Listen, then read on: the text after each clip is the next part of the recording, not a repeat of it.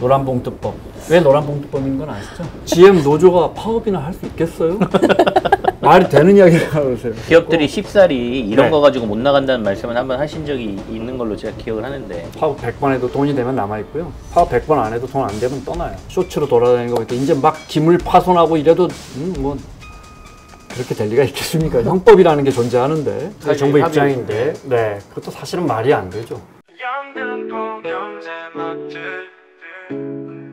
제가 준비한 내용은 더 심각한 내용이에요.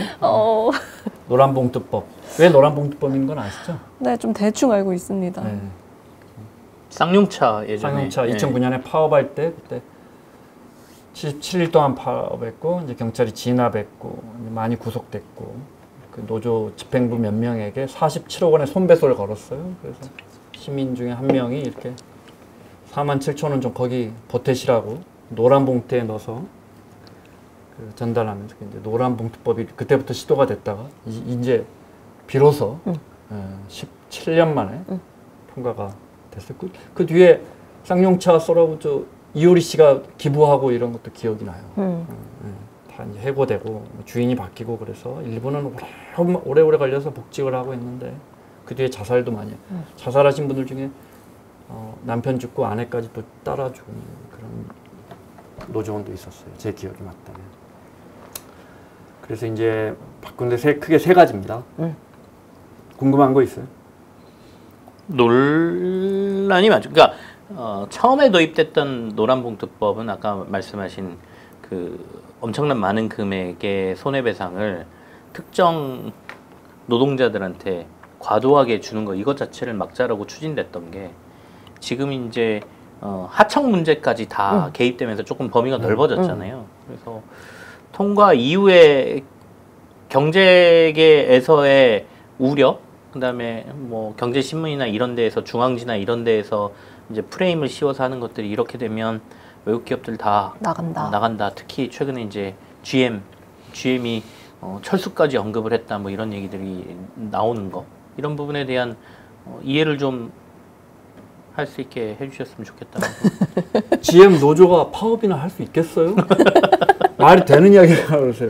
그러니까 GM이 지난번에도 자동차 관세와 저기 돼 기업들이 쉽사리 이런 네. 거 가지고 못 나간다는 말씀을 한번 하신 적이 있는 걸로 제가 기억을 하는데. 기업은 살아있는 동물이기 때문에 그런 걸로 나가지 않아요. 파업 100번 해도 돈이 되면 남아있고요. 파업 100번 안 해도 돈 안 되면 떠나요.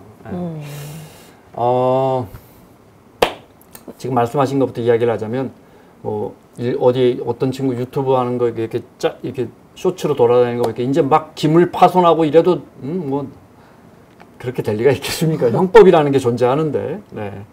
그렇게 하면 안 되고 그동안에 우리는 부진정 연대 책임이라는 우리 법에 이제 그런 내용이 들어있어요. 부진정 연대 책임. 부진정 연대 책임. 내가 길 가다가 종종 17대 1로 싸우잖아요. 네. 이제 17대 1로. 그런 일도 있구나. 주로 맞죠. 많이 맞아요. 근데 이제 형사고소 할 거 아니에요. 민사도 할 거 아니에요. 민사를 하는데 누가 날 때렸는데 어떻게 알아? 기억도 안 나죠. 맞니라고. 이럴 때는 피해자가 특정인을 그냥 선배할 수 있어요. 그럼 자기들끼리 연대해서 갚아야 돼. 나는 누구를 특정만 하면 돼. 너가 나 병원비 다 내면. 그게. 네. 그게 부진정 연대 책임인데 우리 법이 이런 체제로 돼 있다 보니까 파업을 해서 회사가 500억 손해가 나잖아요. 그러면 아무나 찍어가지고 미운 사람 너가 40억 갚아 이렇게 돼요. 월급 압류하고 전세보증금 압류하고 회사 눈밖에 안 사람 찍어버려요. 예. 모든 기업이 그러는 게 아니고 정말 이런 짓을 하는 기업은 제 기억이 몇 명 안 돼요. 예. 그럼 이제 그 사람 집은 이제 풍비박산되고 그게 무서워서 다른 노조도 이제 파업을 못 하는 거예요.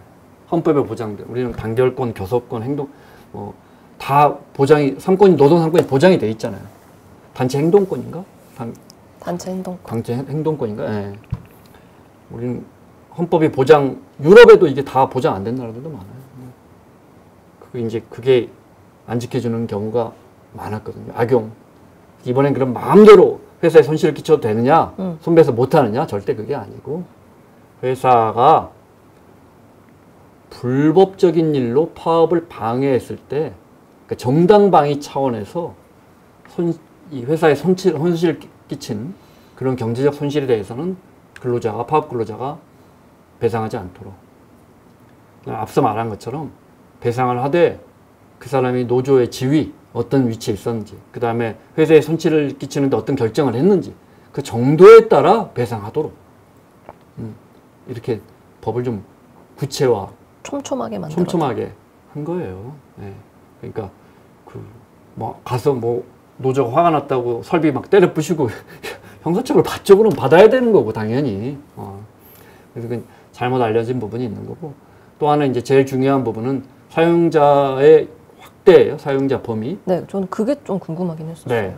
그러니까 쿠팡에 택배하시는 플랫폼 기사님은 대리점 소속이죠. 대리점에 보통 한 15% 떼주나?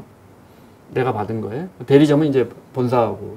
근데 고용주가 대리점 사장님이 아니잖아요. 이거 누구나 다 아는 이야기잖아요. 고용주라 하면 임금에 그게 어떤 영향을 미치느냐. 근로시간에 근로조건에 어떤 영향을 미치느냐. 뭐 이런 것들에 영향을 미치는 건 당연히 대리점주는 동네 아저씨잖아요, 솔직히. 쿠팡이 결정하는 거 아니에요. 이런 경우에 그동안 우리 판례에서 계속해서 직접적인 지배관계 있잖아. 너하고 교섭해. 너가 당사자잖아. 이렇게 대법원이나 이런 데서 계속 판결 내려왔어요. 그러니까 그걸 이제 법으로 만드는 거예요. 그 과정에 있는 거예요. 그래서 근데 이제 문제는 분명히 있어요, 문제는. 그럼 이제 하청, 하도급, 파견만 해도 분명히 파견직 근로자들이 내 회사, 내 공장에서 일하고 있으니까 누가 봐도 파견직이 본사하고 교섭하는 건 저는 맞다고 생각해요. 근데 이제 예를 들어 현대차다. 그럼 이제 벤더가 7차 벤더까지 있다는 거예요. 그러니까요. 현대차는 한 4차 벤더 넘어가 몰라요. 모르죠. 이런 부품을 하나 갖고 와서 조립을 하는데 요거는 이제 1차 벤더에서 납품을 한 거죠. 1차 벤더는 요 안에 있는 AP랑 뭐랑 섞어가지고 무슨 메모리 해가지고 카메라 해가지고 3차 벤더에서 가져오고 3차 벤더도 몰라요. 근데 갑자기 어느 노조가 딱 와서 이제 그렇게 될 가능성은 좀 많지 않다고 보지만 이제 재계가 우려하는 게 있는 거예요. 우리랑 교섭합시다. 우리가 이거 당신네 회사에 100% 납품해요, 이거. 우리가 이리 납품한 게 이리 가서 이거 당신네 회사에 가요. 이러면 지금 우리 공정거래법엔 심지어 벤더들의 2차, 3차 하도급 업체에 대한 간섭도 못하게 돼 있어. 전화해서 그 어차피 우리가 납품하는 건데 우리 그 갑 중에 갑이잖아요, 현대차가. 그거 좀 이렇게 하면 안 돼요. 우리 공정법이 이렇게 꼼꼼하게 돼 있어요. 그래서 나는 전화도 못하게 해놓고 교섭은 그 사람들하고 해요. 3차, 4차 벤더라고. 그래서 애매하긴 해요. 이게 아직 이제 시행되고 이제 어제 통과되고 시행되려면 6개월 남아서 노동부 장관은 그러니까 직접적인 지배력을 받느냐 이걸로 결정하게끔 법안이 돼 있는데 지배력이라는 게 이게 어디까지냐 이런 것들을 세세하게 하거나 시행령으로 잘 고치거나 보완입법을 해서 이런 부분들을 고쳐 나가야죠. 그런데 이런 것들이 다 규제예요. 다 경제 안 좋은 거예요. 이런 규제가 왜 생겨났느냐. 첫 번째, 아까 말한 것처럼 영국이나 유럽 선진국들은 그러니까 이 손해배상의 하한을 두거나 개인에게는 손배소를 못하게 해놨어요. 노동권을 보호하기 위해서. 노조에 해라. 노조에 하면 노조는 싸울 수가 있거든. 힘이 있으니까. 근데 개인한테 해버리면 개인은 그냥 나가서 죽으란 말이거든. 한 1년에 5천만 원 버는 노동자한테 한 7억 때려버리거든. 그러니까 실제 자살하잖아요. 그러니까 이런 걸 법조계에서 부추기고 이런 법을 알려주고 그 사람 때려버려. 그럼 쟤들 무서워서 파업 못한다? 이 기본적으로 헌법이 보장한 노동 3권을 위배하는 거잖아요. 헌법이 보장하는 것을 어기는 사람들을 뭐라고 하는지 아세요? 반헌법단체. 얼마나 무서워요. 무섭네요. 기업이 그런 짓을 하는 거예요. 일부 기업이 이런 걸 하니까 결국은 이런 규제가 나와서 그동안 멀쩡하게 파업에도 화해하고 했던 19기업들까지 이런 규제가 생기는 게 아닌가. 다 작용 반작용이에요. 세상이라는 게. 지나치게 노동자를 조여매니까 일부 기업들이. 또 하나는 이게 이제 사실 우리 기업들만의 잘못은 아니고 고용이 경직되다 보니까 그렇긴 하지만 정규직 자꾸 안 뽑고 비용이 들으니까. 일 잘하는 젊은이들은 많거든. 뽑아놓고 제가 몸담은 회사에서도 그게 해마다 문제가 됐었는데 정규직으로 공짜로 뽑아놨는데 아르바이트로 쓴 친구가 일 더 잘하거든. 편집 같은 거 보면. 그 친구 이제 고용을 해. 어디로? 파견회사로. 그래서 여기 편집하는 친구는 한 8천만 원 받고 정규직으로 저쪽에서 온 친구는 3천만 원 받고. 근데 저 친구가 더 잘해. 어떤 경우는. 계속 법원은 소송하면 어떻게 되냐? 미안하지만 정규직이야. 처우 개선해주고 그동안에 밀린 월급 다 줘. 판판이 져. 회사가. 네. 그러니까 그런데도 계속 파견직을 만들고 법원은 문제 생기면 무슨 소리야. 그 친구가 너한테 들어와서 일하고 거의 비슷한 일 했는데 너하고 교섭해야지. 교섭 당사자는 너 땅 법원이 다 이렇게 2021년에 현대제철소와 파업을 해요. 저 비정규직이 파견직 못 견디겠다고. 당진제철소가 30며칠인가 50일 문을 멈춰서 잘 생각해 보세요. 뭐가 문제죠? 비정규직이 파업을 하는데 제철소가 말이 안 되잖아. 비정규직은 아주 핵심적인 업무를 안 해야지. 비정규직은 밖에서 이렇게 막 뭐 문 부서지면 고치고 뭐 되면 뭐 이런 거 해야 되는 거 아니야? 저 회장님 오시면은 이 운전하고 그 사람들 파업해봤자 회사의 큰 메인스트림은 멈춰서면 안 되는 거잖아. 근데 비정규직이 중요한 일을 하니까 회사가 멈춰 서 버리는 거예요. 거기도 손배서 200 몇십억인가 때렸거든, 현대제철이. 그러니까 이런 근본적인 것을 안고 있으니까. 거기에 그 앞에는 또 그 전단에는 우리 고용에 또 경직돼 있다는 이런 구조를 안고 있으니까. 기업은 자꾸 편법을 쓰려고 그러고. 그러면 그게 편법이라는 걸 헌법이 그런 거 하지 말라고 했기 때문에 법원은 자꾸 야, 그 불법이야 이렇게 하는 거예요. 그래서 결국은 이런 법이 생기는 거죠. 그 편법을 못 빠져나가게 상법에서 마치 그 상법의 문항을 고쳐서 주주에게도 충실하도록 이렇게 촌스럽게 이런 문장을 넣어야지만 되는 나라처럼 이런 거 파업할 수 있게 해줘. 이런 건 손배소 못하게 해. 이런 촌스러운 문항들이 생겨나서 기업들의 발목을 잡는 거예요. 그러니까 걱정이 그건 것 같아요. 방금 전에 말씀하신 그 부분이 큰 것 같아요. 그러니까 법으로 명확하게 되는 거. 이게 사실은 경영하는 사람들 입장에서는 굉장히 큰 거잖아요. 그러니까 자율성이 있으면 그 안에서 뭔가가 이루어질 수도 있고 하는데 이거 문장 하나 들어가는 것 자체에 대해서 굉장히 반발이 있는 거고 앞으로 이것 때문에 자신들에게 미칠 수 있는 영향이나 파급력을 최대로 계산을 하는 거죠.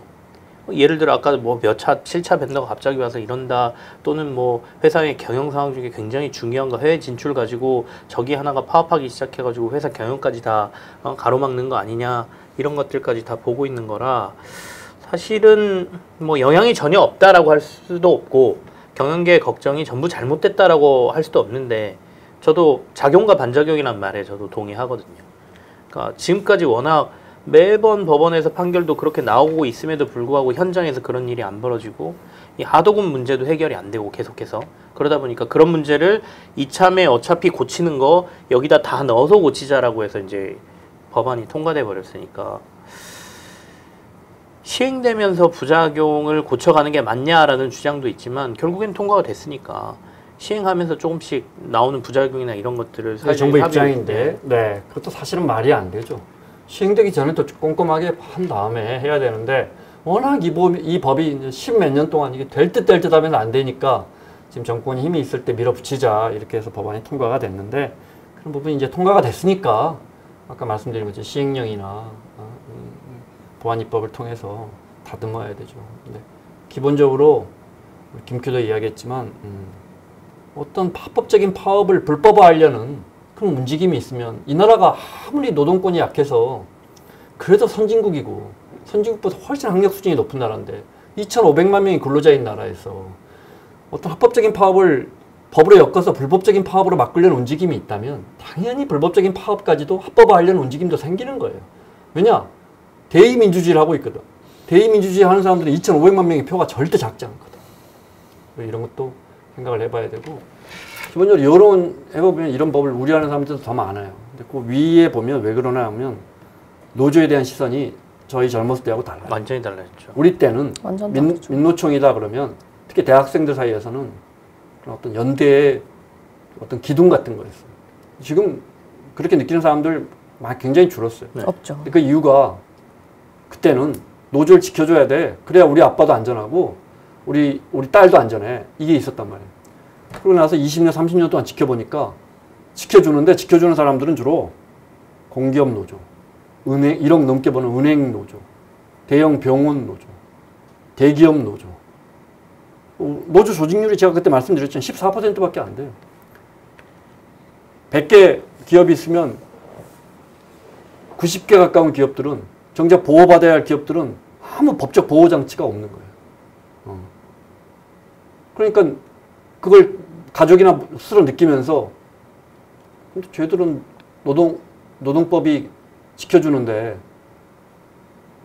쟤들 왜 지켜주지? 날 좀 지켜주지. 이런 거 아니에요. 이것도 저도 뭐 20년, 30년 가까이 민주노총 소속의 언론노조에 뭐 제가 선택하는 건 아니지만 있었지만 이런 것도 우리가 한번 되돌아봐야 돼요. 예를 들어 현대차 노조에 대해서 우리나라의 사람들의 시선이 매우 안 좋지만 이게 매우 예민한 문제지만 이 말하고 또 후회할지 모르겠는데 현대차 노조가 1억을 받든 2억을 받든 그걸 비난한다는 건 정말 반시장적인 공산주의자 같은 이야기예요. 그 사람들이 열심히 일하고 그 사람들이 교섭력이 높아서 고임금을 받아야 되는 거예요. 근데 결과로 보면 그것 때문에 좀 절대 현대차가 잘했다는 건 아니고 그것 때문에 고용이 줄잖아요. 국내 고용이 줄잖아요. 10명 고용할 걸 현대차는 아예 공장을 그 다음부터 안 지어버리니까 국내에. 어찌됐건 고용이 줄잖아요. 그다음 그 돈을 우리 대기업들이 어떻게 만회해요? 하도급 짠다고요. 마른 수건 짜듯이 짜요. 하도급을. 그러니까 그때 메시지라도 우리가 10개를 우리는 강력한 현대차 노조고 10개를 가져갈 수 있는데 그중에 3개를 약한 사람들과 나누겠다는 메시지라도 전달을 했다면 이렇게 우리나라 노조가 이렇게 국민들에게 인심을 잃지 않죠. 인심을 잃지 않아요. 우리 사회에 힘없는 사람들에게 우리가 힘을 연대하겠다. 현대차 노조가 이렇게 했다면 그럼 노조는 여전히 우리 사회의 안전망으로 자리를 잡는 거죠. 근데 노조는 원래 자기 이익을 위한 거예요. 정교조도 오랫동안 그 갈등이 있었죠. 정교조는 전국 교직원 노동조합은 교원을 위해 존재하느냐 학생을 위해 존재하느냐 아니 교원을 위해 존재해야 되는 거예요. 그런데 학생을 위해 존재하지 않으면 교원 노조의 힘은 약화될 수밖에 없는 거예요. 제가 이 말한 이 담벼락, 이 임계선을 현대차 노조도 잘 지켰어야 되는 거예요. 저는 그런 아쉬움이 있다고. 물론 현대차 노조를 막 공격하는 언론은 기본적인 자본주의에 대한 이해가 전혀 없는 거고 그런 친구들은 베트남 같은 데 가서 살아야 되는 거고 사회주의 계열에서 살아야 되는 거고 그래요. 그런 부분이 굉장히 종합적으로 이 노란봉투법을 봤으면 좋겠습니다. 그렇게 말씀해 주시니까 되게 더 약간 제가 생각하지 못했던 부분까지 잘 짚어주신 것 같아서 평소에 노동권에 대해서 관심 없으시잖아요. 조금은 어렵죠. 룰루 뭐 이런 거. 네, 룰루. 델룰루? 델룰루? 델룰루? 델룰루. 네. 네. 오늘은 델룰루로 마감하십시오. 델룰루로 마감하는 건가요? 근데 사실 노조와 관련해서 조금 약간 지세대 연결을 해보면요. 사실 얼마 전에 그런 조사를 받은 적이 있거든요. 그래서 이 노조와 관련해서 이 친구들은 되게 공정성에 매우 민감한 친구들이다라는 거를 저도 그 데이터를 보면서 되게 많이 실감을 했던 게 있는데, 이분들이 생각했을 때 그 노조를 바라보는 시선이, 아까 말한 정말 대기업의 큰 노조로만 인식하는 경향이 굉장히 강하다고 생각하고 있었어요. 그래서 너네가 그렇게 받아가는 것, 나는 그럼 어떻게? 라는 이 반대급부적으로 나의 피해에 대해서 굉장히 크게 인식하는 그런 설문조사 한번 본 적이 있어서 저도 좀 공감을 많이 했습니다. 보호받지 기본적으로 자본주의 시장에서 사용자가 노동자보다 권한이 훨씬 크죠. 그래서 계속 규제를 해왔잖아요. 예. 노동자들의 권익을 보호하기 위한 수많은 법제들이 100년 동안 만들어져 왔어요. 그걸 고치는 게 자본주의를 더 이롭게 한다는 건 그건 우리 믿어야죠. 와, 멋있습니다. 시스템이 좋아야 진짜 자본주의도 성장한다라는 말씀이신 것 같아요. 네. 네. 네, 다음 주에 또 뵙는 네. 걸로 하겠습니다. 마무리 드리겠습니다. 마무리하겠습니다. 네. 수고하셨어요. 네. 감사합니다.